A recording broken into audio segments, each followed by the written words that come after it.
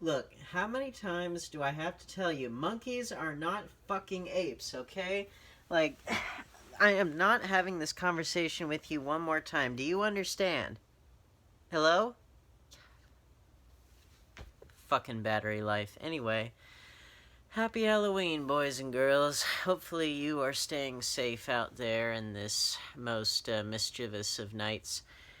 We have a few things to unbox in the old-fashioned way. But first, I want to show you a few things that I managed to find at Second and Charles. So you may recall some of these custom covers here that I printed off. Well, I managed to get a few of them in the collection. This one 28 weeks later. I already had the second 30 Days of Night. Well, guess what? Now I got the first one, so this bad boy is finally complete. What else do I have? I have Alexander Revisited, the final cut, with the discs and the original artwork on the other side, as you can see. What else did I get? I got me Excalibur there, and this one and Alexander, they were both sealed, so these are brand new. The original artwork's alright, but I mean, I think this revamped artwork is even cooler. And then got Willow finally with that really cool cover. And this is the 20th Century Fox one. Before Disney put it out, they re-released it. Obviously still says 20th Century Fox, but it's, this was before the Disney acquisition. Normally, the slipcover for this one, for this particular release, is ridiculously expensive, but I think having the original poster is even better. And then Winter's Bone, or you might say Winter's Boner, because of our dear Jennifer Lawrence there. And again, original cover right there. But I was able to finally get the discs for these bad boys, and not to mention one that was surprisingly cheap, which was the Jet Li film. This was like maybe $3, because they had it in the bargain bin for whatever reason. And I've heard good things about that one.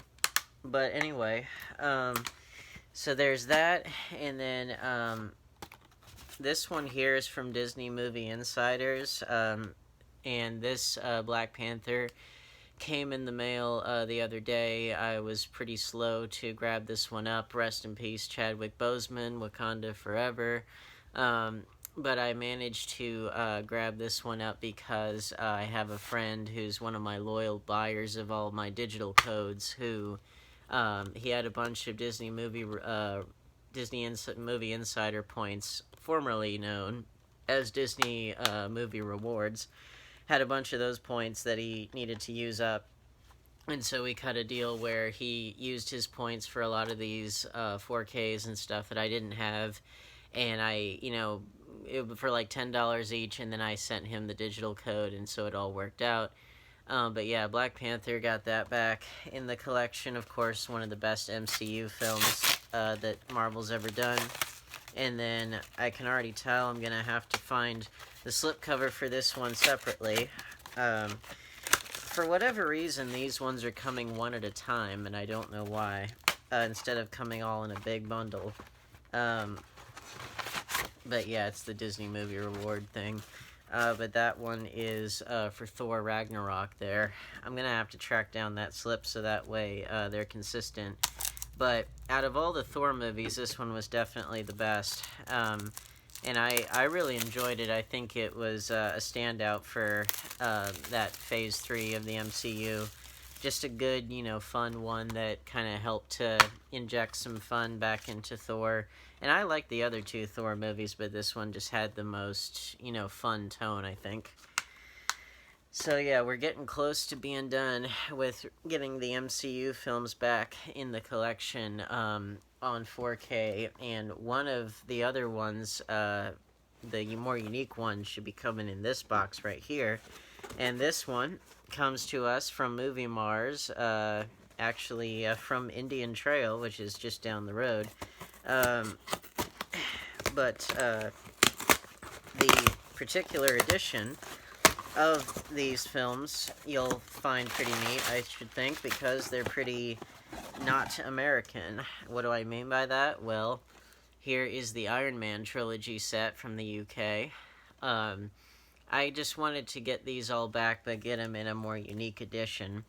Um, and I mean, for whatever reason in the US, we insist on releasing these films like individually and not necessarily as part of like a big set, unless it's like that Best Buy exclusive Infinity Gauntlet, saga, that whole set that lasted all of 2 seconds before it got bought by everyone and their grandma until you couldn't find it anymore. But anyway, yeah, so this UK one, because obviously it's on 4K, so, everything's region free, got Iron Man 1, 2, and 3, and, it is funny because the first Iron Man is by far, one of the best Marvel films one of the best superhero films ever made, one of the best, films in the MCU to this day. And yet, Iron Man 2 and 3 are nowhere near as good as that one, which is not to say that they're bad, because, I don't think that there's an out-and-out bad MCU film that I can think of. But I remembered being kind of pissed at the Mandarin thing, which I guess that they went back and they kind of retconned it by saying that this person was not, the real Mandarin, that the real Mandarin's still out there, which appears to be the case because of the plot of Shang-Chi, that film that's going to be coming out. But anyway, got this nice hard box here. Just kind of stands out among the rest, I should think. And still has the Paramount logo on there because a lot of people may not remember this, but the MCU, the whole concept of it was struck as a deal between the newly formed Marvel Studios and Paramount.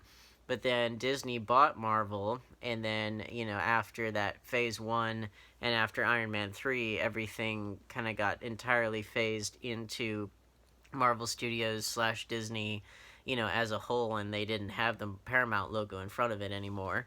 But I guess that in terms of just fulfilling their aspects of the deal, all those Phase 1 films plus Iron Man 3, those all still have the Paramount logo on them, except for The Incredible Hulk, which was put out by Universal, because I guess that they, still had their deal from having done the TV series in the 70s, as well as the 2003 film.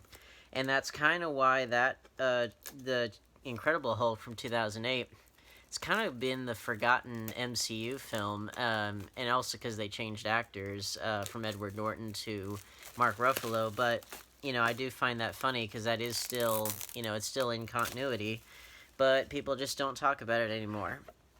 And then, what's the other one that I'm showing off to you? It is the Guardians of the Galaxy double feature pack. Same thing, nice hard box there. The films individually, in their individual cases there. I have to say, the first Guardians of the Galaxy, as much of a Marvel fan as I am, Guardians of the Galaxy, I hadn't really heard of them when I first heard that they were getting a movie made about them. So, when I saw this, it was largely new for me, except for, like, the Nova Corps. I knew who they were. And I know who, like, what's his face, the executioner, whose name I'm blanking on. I'm sorry. I knew Ronan, the executioner. I knew about him. But anyway, when I saw this in the theater, I was blown away because, keep in mind, this was before the sequel trilogy of Star Wars, and this kind of gave off a similar, like, fun space opera vibe. And then, of course, The Force Awakens came out and sort of continued that, but obviously in the Star Wars franchise, not Marvel. But yeah, one of the best MCU films by far.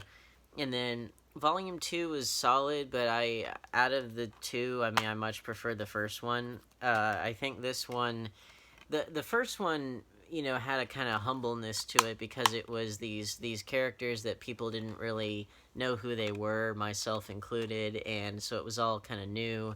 This one, they were sort of trying to be, like, meme-worthy with Baby Groot and that kind of stuff, because the first instance of Baby Groot took off so much, but at any rate, both good movies. Can't wait for Volume 3 after James Gunn finishes up The Suicide Squad, which I'm looking forward to also.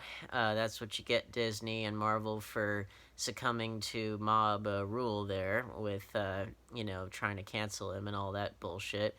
But anyway, and of course my girl Karen Gillan there as Nebula. She may be blue, she may be bald, but she'll always be number one in my heart. So we got that, and then we got this big ass box right here, which, if it is what I think it is, then it might help kind of round out the rest of the MCU films. But we will see. It's from Bookman's in Tucson, Arizona. So it actually might not be the one that I'm thinking of. It might be the other one that I'm thinking of that I brought up the other day. We're gonna see. Yep, okay. So you recall us having unboxed that the Ben-Hur box set. Well, get that out of my face. There's the Ten Commandments right there. This big old box set of the Ten Commandments. The other big Charlton Heston, biblical epic there. Now, it looks like the bottom part's kind of taped over here, so we'll have to dig into that a little bit. But yeah, I saw this film.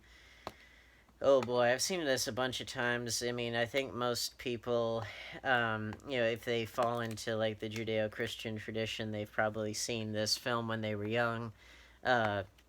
It was, to talk about MCU films and stuff, how those were like the big, what we would now call tentpole films.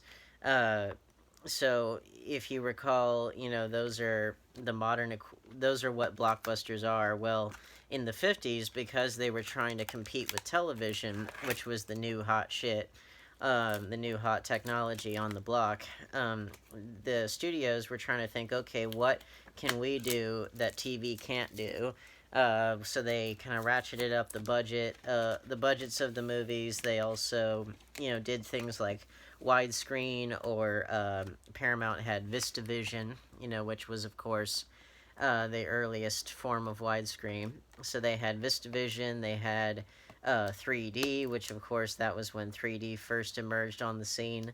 And then the types of films that they would do that they expected to make a lot of money were, a lot of, things that they couldn't really do on TV. So you had, like, the biblical epics, the historical epics, you had the spectacle, all these things that that couldn't really be done on TV.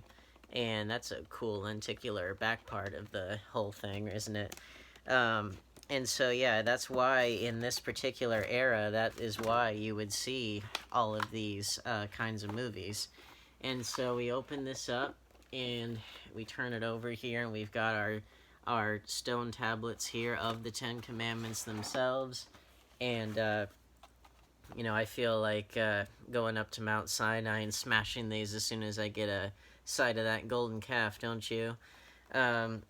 Which, anybody that knows their Bible knows that there were there's the original 10, original tablets. Those got destroyed, and they had to have God whip up another installment of them.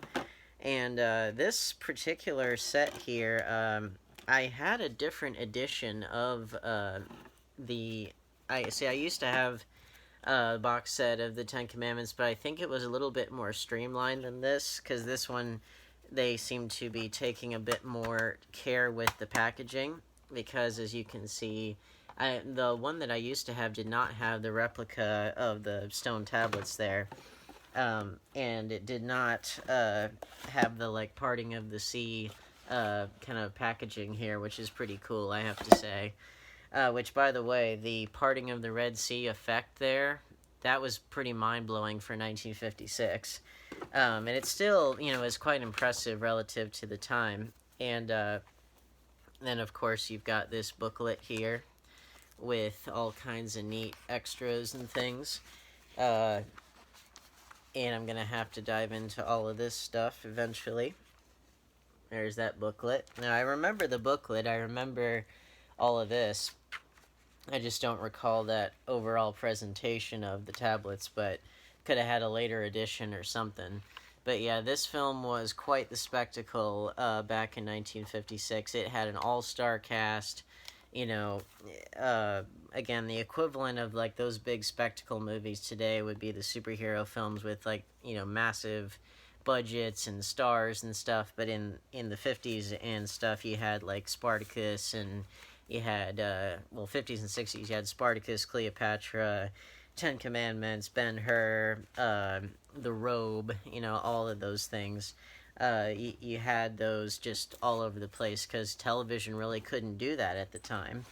And nowadays, have the tables turned to where television is the place to be if you want quality storytelling, or streaming, more specifically than that, because television just as a concept is so the concept is so blurred now. Yeah, this is the limited edition there, because the one that I had was a bit slimmer than this, and it didn't have that lenticular effect. It didn't have this plastic thing slipping over there. And I should also make clear that so this was Cecil B. DeMille, if I recall. Yep, this Cecil B. DeMille. And then it actually comes with the 1923 black and white silent film version, also made by Cecil B. DeMille, so he remade his own movie. How many times has that been done? Well, there was The Vanishing, that director remade his own movie. But it's not common. But anyway, yeah, so I'm glad to have this set back in the collection in a kind of bigger, better version of it. It's a little beat up, but, it's alright. But anyway, hopefully you are having a fun and safe Halloween. If you like this, then please like, share, subscribe, hit the bell icon. Set phasers to stun, warp factor 5. I'll see you in the next video. I gotta call that one guy back and tell him that monkeys are not apes, goddammit. They're two entirely different things, motherfucker. Gotta straighten him out.